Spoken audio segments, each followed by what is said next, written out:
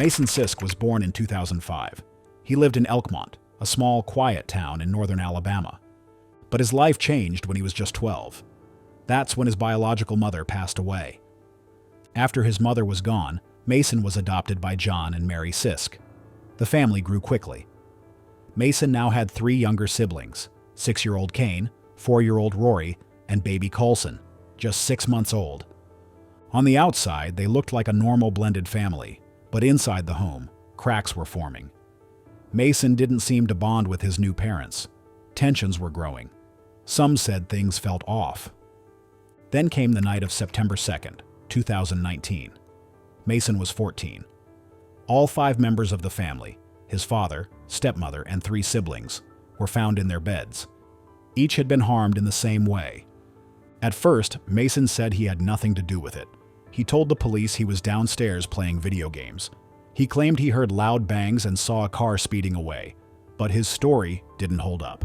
When investigators pushed further, Mason changed his story. He confessed. He even led them to the weapon he had hidden nearby, a 9mm handgun. It wasn't supposed to be in the house to begin with.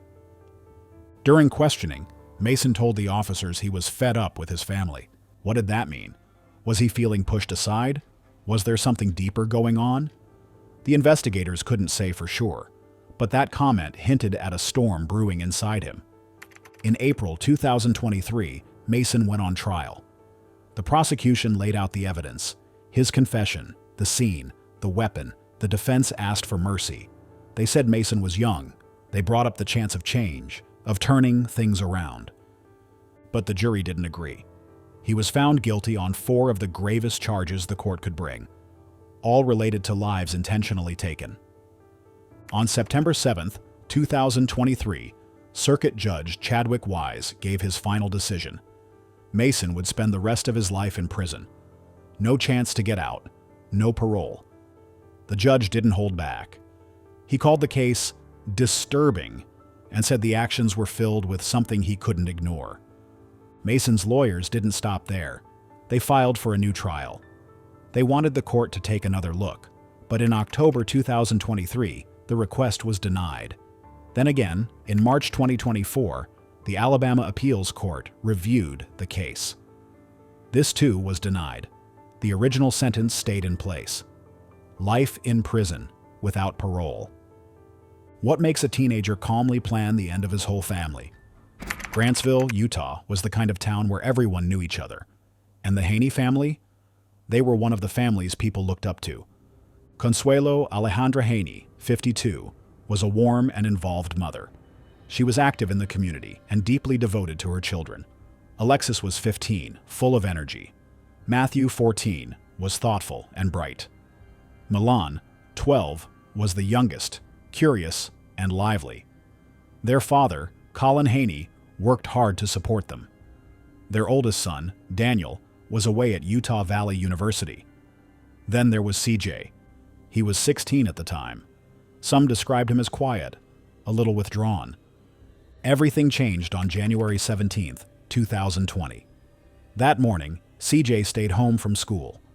Alone in the house, he had a handgun with him, and he had a plan. At 1 p.m., Consuelo and Milan came home. Moments after they walked through the door, CJ used the weapon on them. It happened at close range. 1 hour later, Alexis came back. She was shot 5 times. 2 shots were to the head. The others hit her chest. Hours passed. Then, at 5:17 p.m., Matthew arrived. As he stepped inside, CJ fired once. The shot hit his head. Then came the father, Colin. He returned home at 6:15 p.m. CJ aimed the gun again, this time at his own father. The shot struck Colin's leg. But Colin didn't go down easily. He fought back and managed to wrestle the weapon out of CJ's hands. That struggle may have saved his life. Then came a chilling twist. CJ calmly told his father that he had planned to take the lives of every person in the house, except himself. Colin stayed calm and convinced CJ to go with him to the hospital. Once there, the authorities were contacted. CJ was arrested that night. He faced 4 counts of aggravated charges for taking lives and 1 count for attempting to do the same. His bail was set at $4 million.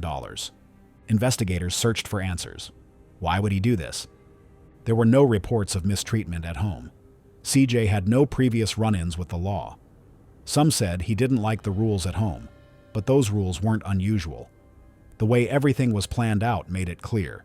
This wasn't a sudden outburst. He had thought about it. CJ was charged as an adult. In July 2022, he pleaded guilty to all 5 charges. 1 year later, in July 2023, he was sentenced. The judge gave him 4 consecutive terms of 25 years to life. That's 100 years before he can be released.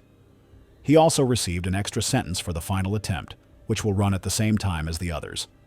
He may get a chance for parole one day, but that decision is up to the Board of Pardons and Parole. The entire town was shaken. Vigils were held.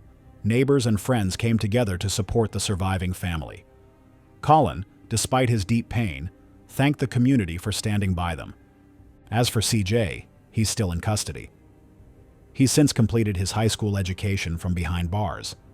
His defense lawyer pointed out that CJ has grown as a person, but in the courtroom, that wasn't enough to outweigh the decisions he made. Next, meet 2 brothers who spent months plotting to end the lives of their own siblings, all for fame. It was late on July 22, 2015. The Bever family's home in Broken Arrow, Oklahoma, looked quiet from the outside, but inside, something deeply disturbing was happening. 2 brothers, Robert, 18, and Michael, 16, were putting into action something they had planned for months. It wasn't random, it wasn't impulsive, it was carefully thought out, and it would change everything. That night, 5 members of the Bever family lost their lives. 2 others were left behind, one of them with serious injuries. The rest of the world wouldn't learn what happened until later, but the damage had already been done. Robert and Michael were the oldest of 7 siblings. Their parents, David and April Bever, kept the family out of the public eye. The kids were homeschooled. Neighbors rarely saw them. Some didn't even know how many children lived in the house. From the outside, the Bevers looked like a regular quiet family, but inside, things were very different. Robert would later explain that he and Michael grew up under strict control. Their parents were harsh. He described them as physically and verbally aggressive. David had a short fuse. April, according to Robert, wasn't any better. This home life built up years of resentment in the 2 brothers. Eventually, it turned into something darker, a desire to get out, but in the worst way possible. They became obsessed with individuals known for horrific acts. They read about them. They talked about them. And then, they started planning something they thought would make them famous. The goal wasn't just to target their family. They were planning to go across the country afterward. They wanted to hurt as many people as possible. They even collected weapons and body armor. This wasn't about anger anymore. It was about attention. On the night of the incident, they started with their 13-year-old sister, Crystal. They told her to come look at something on the computer. When she came in, Robert reacted instantly, using a sharp object to inflict fatal wounds. She fought back. Despite being badly hurt, she survived.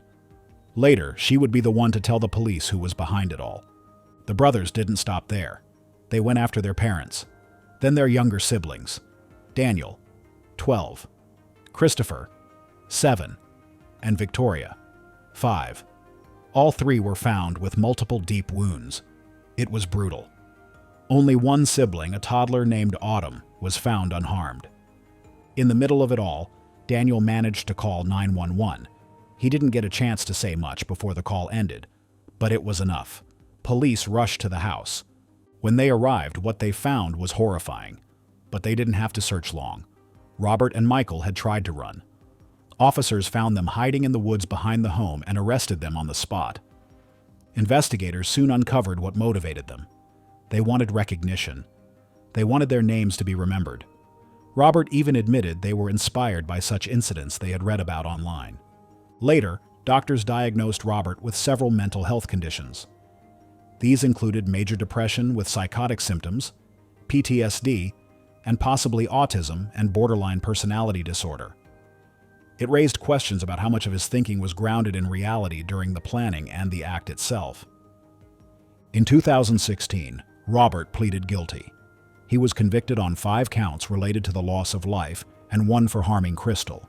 He received 6 life sentences, one after the other, with no chance of getting out. This meant Crystal and Autumn wouldn't have to testify in court. Michael was tried in 2018 as an adult. A jury found him guilty too. He was given 5 life sentences, plus another 28 years for what happened to Crystal. Technically, he could be eligible for parole after serving 85% of his time. But given the length of the sentence, it's highly unlikely he'll ever leave prison. The Bever house didn't stay standing long. It was torn down. In its place, a small park now stands, built to honor the ones who lost their lives. Now switch coasts to Colorado, where one young man's silent tension exploded into something beyond comprehension.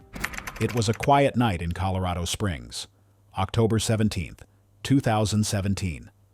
The Murphy family had just wrapped up a normal evening. They had spent time outside, playing football together and laughing. Nothing seemed out of the ordinary. But what happened just hours later would change everything. Around bedtime, 5-year-old Sophia made her usual trip to her parents' room to use the bathroom. Her older brother, 19-year-old Malik Murphy, walked with her. Their mother, Melissa, remembered feeling something off. Malik seemed tense, irritated, but she brushed it off. Roughly 40 minutes later, the silence broke. Loud screams came from the basement. Vinnie Murphy, the father, rushed down to see what was going on. Malik had hurt 7-year-old Noah and little Sophia while they slept. Then, without warning, he turned on his own father. He struck Vinnie in the neck. But somehow, Vinnie fought back. Despite being injured and in shock, he managed to overpower Malik and hold him down until police arrived. When questioned by detectives, Malik told them everything. He said these dark thoughts had been building for months. He wanted the house to himself. That was his reason. But this wasn't the first sign of trouble. 2 years earlier, back when Malik was in high school in Lincoln, Nebraska, he had hidden in a school bathroom. He admitted he was waiting for someone to walk in. He had plans to hurt them. But in the end, he lost his nerve and never went through with it. Malik had a history of mental struggles. His family had no idea just how serious it had become. At first, Malik entered a plea of not guilty, claiming he wasn't in his right mind. But in December 2019, he changed his plea. He admitted to hurting Noah and Sophia and to what he tried to do to his father. He was sentenced to 96 years behind bars. That's 48 years for each of the 2 young lives lost, and another 16 for what he did to Vinnie. The family was shattered. Melissa Murphy, the mother, later spoke out. Her words were filled with heartbreak and disbelief. She said, "I've got so much anger and hate for my own son that I loved with every fiber in my being." The next victim was strict, but did that really explain what his sons did next? Terry Lee King was a 40-year-old single father living in Cantonment, Florida. He raised his 2 sons, Derek, who was 13, and Alex, who was 12. Life wasn't easy. Terry worked long hours as a machine operator and struggled to make ends meet. He had once placed his sons in foster care, likely because of those hardships. But later, he took them back in. Their mother, Kelly Marino, had given up custody years before. She wasn't really part of their lives anymore. Terry was known to be strict. He used strict discipline, like stern looks and physical correction, to keep his sons in line. The boys later called it mental abuse. But friends and neighbors never noticed anything that suggested physical harm. Then came the night of November 26, 2001. While Terry was sleeping in his recliner, Derek and Alex struck him with an aluminum baseball bat, over and over. After that, they set the house on fire. It looked like they were trying to cover up what they had done. Why would 2 young boys do something so extreme? The brothers gave chilling answers. They said they were scared of their father's rules. They said they felt mentally cornered. But there was another person involved, someone whose influence raised even more questions. His name was Ricky Chavis. He was a 40-year-old family friend, and he had a dark history. Alex claimed that Chavis had become too close to him in a way no adult should be. He said Chavis encouraged them to get rid of their father so the boys could live with him. Was that true? Could this man have convinced 2 kids to do the unthinkable? After Terry passed, the boys ran away. And where did they go? Straight to Chavis. He hid them inside his trailer. He cleaned the red-stained clothes. Then, unexpectedly, he turned them into the police. When police brought the brothers in, both confessed. Derek said he swung the bat. Alex said the idea was his. But not long after, they changed their story. Now they were saying Chavis had done it, and they only confessed because he told them to. This left prosecutors with a complicated case. They tried the brothers and Chavis separately, but for the same act. They gave different versions of what they believed happened in each courtroom. Chavis didn't get charged for taking Terry's life, but he was convicted for holding the boys and helping to hide what happened. He was sentenced to 35 years behind bars. At first, both Derek and Alex were convicted of second-degree charges, but the judge wasn't convinced the process was fair, so the verdict was thrown out. In the end, the boys accepted a plea deal. They admitted to third-degree charges and starting the fire. Derek was sentenced to 8 years. Alex got 7. Alex got out in 2008 when he was just 18. He had a hard time adjusting. In 2011, he was arrested again for violating parole. His life never really got back on track. On April 23, 2024, Alex passed away from an overdose in Montana. He was 35. Derek was released in 2009 at age 20. He has stayed out of major trouble since and has spoken about the regret he feels for what happened that night. But what happens when the perfect religious home hides a tragedy no one saw coming? Nehemiah Grigo was born on March 20, 1998 in Albuquerque, New Mexico. He came from a large religious family. He was one of 10 children. His father, Greg Grigo, had once lived a completely different life. He had been involved in street life, but later turned things around. Greg became a pastor at Calvary Church and worked as a chaplain with the Albuquerque Fire Department. His mother, Sarah Grigo, was just as involved. She often worked alongside her husband in their prison outreach ministry. The Grigo family lived by strict rules. Their home was deeply tied to religious discipline. Nehemiah didn't attend regular school. He was homeschooled and had very few friends outside of church. At home, things were different than they seemed on the outside. Nehemiah was trained by his father to handle firearms. He was even given the responsibility of patrolling their property. Then came January 19, 2013. Nehemiah was just 15 years old. Using firearms from his parents' closet, Nehemiah started by walking into his mother's room. She was asleep. He used the weapon on her, twice, to her face. The sound woke up his 9-year-old brother, Zephaniah. Nehemiah told him what had just happened. Then he turned the gun on him too, shooting him once in the head. But it didn't stop there. He walked into the bedroom of his 2 youngest sisters. Jael was 5. Angelina was just 2. He shot each of them in the head. One of them was also struck twice in the chest. Then he waited. Hours later, around 5 a.m., Greg Grigo came home. Nehemiah was ready. He used an AR-15 style rifle with a scope. He shot his father 4 times. After everything, Nehemiah didn't run. He drove to Calvary Church and spent the day there. He spoke to his 12-year-old girlfriend and told her his family had passed away in an accident. He even sent her a photo of his mother after what had happened. And it wasn't over. Nehemiah had more plans. He intended to keep going. He wanted to confront law enforcement and lose his life in the process. But that didn't happen. Authorities caught him before he could act on the rest of his plan. Prosecutors first charged Nehemiah with 2 life-ending offenses and 3 additional charges tied to harm involving children. In October 2015, he admitted to what he had done. The following year, in February 2016, a children's court judge made a decision. The judge said Nehemiah could still be treated and sentenced him as a juvenile. That meant he could be released by age 21. But not everyone agreed with that ruling. In August 2019, District Judge Elisa Hart overturned it. She stated that Nehemiah was not responding to treatment the way they had hoped. She also said he was too much of a risk to the public. That decision changed everything. He would now be sentenced as an adult. In October 2019, Nehemiah received 3 life sentences for what he did to his siblings. He also received 2 separate 7-year sentences for what happened to his parents. He was given credit for time already served. He'll be eligible for parole after 30 years. That means the earliest he could get out would be at age 52. His lawyers painted a different picture. They said Nehemiah had suffered for years. According to them, he had schizoaffective disorder and post-traumatic stress from a difficult childhood. They claimed he had made progress behind bars, getting therapy, earning his high school diploma, and even starting college-level courses. But the court didn't think that was enough.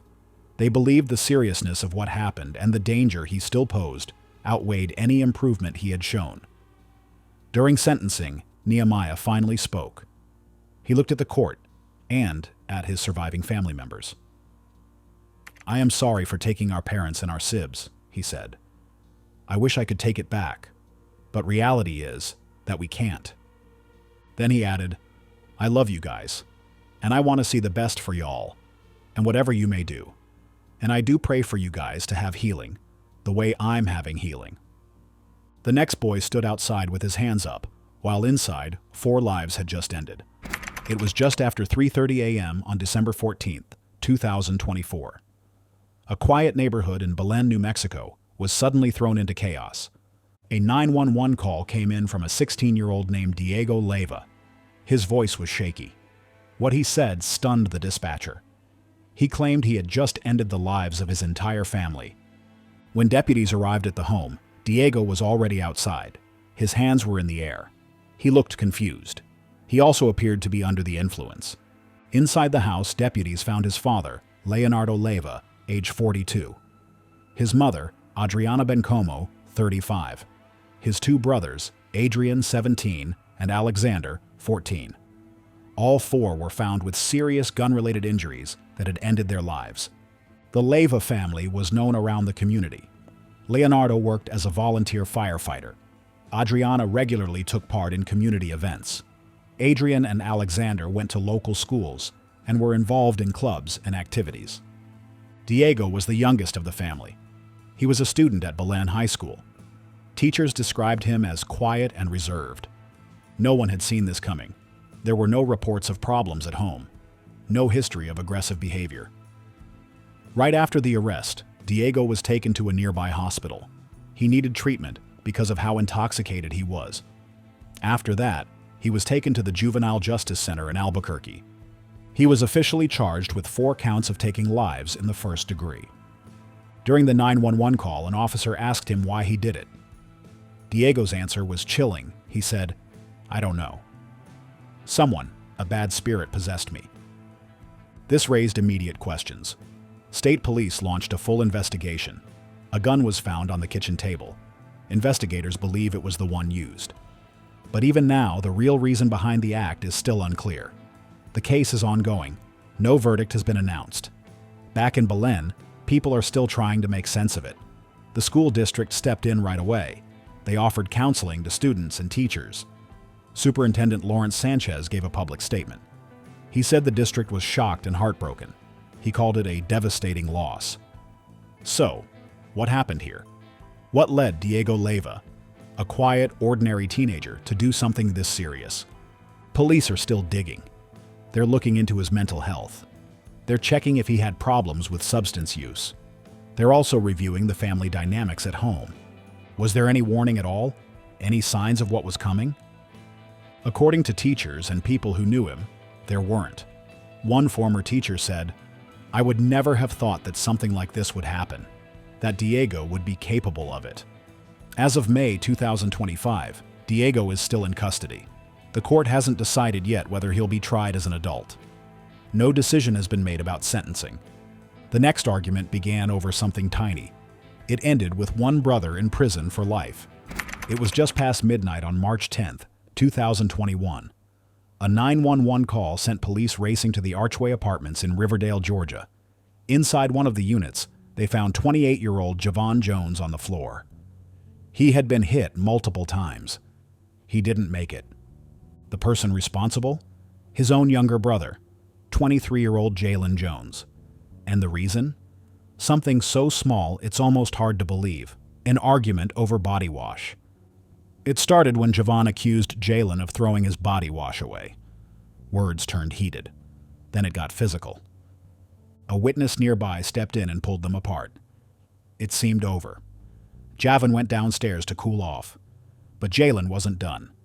He walked to his room, picked up a gun, and followed his brother. Moments later, he pulled the trigger, again and again. Jaylen fled the scene but was arrested within 24 hours. He was charged with intentionally ending a life and tampering with evidence.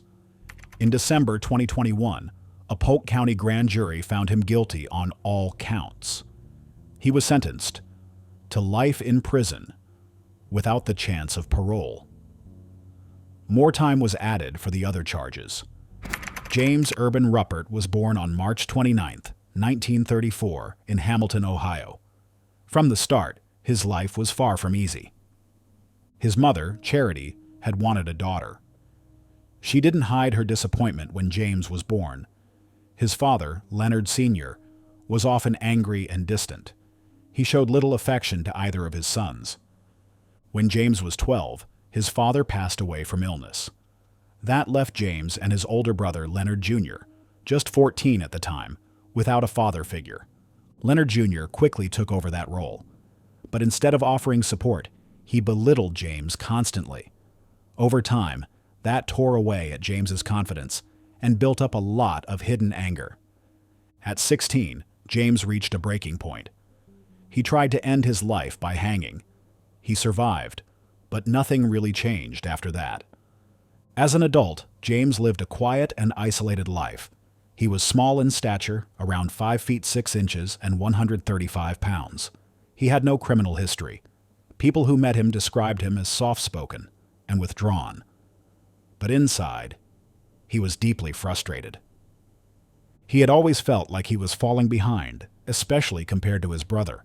Leonard Jr. had a stable job as an electrical engineer, a big family with 8 kids, and he had even married someone James once had feelings for. By 1975, James was stuck. He had no job, no partner, and still lived at home with his mother. Charity didn't let him forget that. She constantly scolded him for not being able to keep a job. She even threatened to throw him out of the house. On top of that, James owed money to both his brother and mother. His savings had been wiped out in the 1973 to 74 stock market crash. Over time, his behavior began to change. It wasn't just depression anymore, it was something darker. He started asking around about buying silencers for his guns. He was seen practicing at the Great Miami River, shooting over and over again. The night before Easter Sunday, he went to a local bar, the 19th Hole Cocktail Lounge. There, he vented about how fed up he was with his mother. He hinted that he needed to solve the problem. The next day, March 30th, 1975, the Rupert family gathered for an Easter celebration at Charity's home on Minor Avenue. The children were outside, enjoying an Easter egg hunt. Everything seemed normal. James had spent most of the day sleeping. Around 4 p.m., he had a short conversation with his brother about the stock market. Then he went upstairs, saying he was getting ready for target practice. But what he actually did was retrieve 3 handguns and a rifle. At around 6 p.m., James walked back downstairs. What happened next was both methodical and horrifying. He fired a total of 44 shots. 40 of them hit his targets. In less than 5 minutes, 11 family members were gone. The coroner later revealed that most of the victims were shot in the head. Some were shot more than once to make sure they wouldn't survive. After it was over, James didn't run. He didn't panic. Instead, he stayed in the house for nearly 3 hours. During that time, he thought about ending his own life. But according to what he later told doctors, he didn't go through with it because of his religious beliefs. At 9:40 p.m., he picked up the phone and called the police. He calmly said there had been a shooting. When officers arrived, they found him waiting at the front door. Inside the house, the scene was almost too much to take in. James was arrested right away. He faced 11 counts of aggravated charges related to the passings of his family. During questioning, he barely spoke. He planned to plead not guilty by reason of insanity. His first trial took place in Hamilton in 1975. He was found guilty and sentenced to life in prison, but that verdict didn't last. A mistrial was declared due to confusion among the jury about the decision. Later that same year, the second trial was held in Findlay, Ohio, to make sure the jury wasn't biased. This time, he was found guilty again, on all 11 counts. He received 11 life sentences, one for each person he took the life from. But his legal team pushed for another trial. In 1982, a third trial was granted. This time, mental health evaluations played a larger role in the case. The court reached a different conclusion. James was found guilty on 2 counts, but declared not responsible for the other 9 due to mental illness. He was sentenced to 2 life terms, to be served one after the other. He was moved between several facilities over the years, including Allen Correctional Institution and Southern Ohio Correctional Facility. In 2019, his health got worse, and he was moved to Franklin Medical Center in Columbus for treatment. On June 4, 2022, James passed away from natural causes. He was 88 years old. He had been scheduled for a parole hearing in April 2025.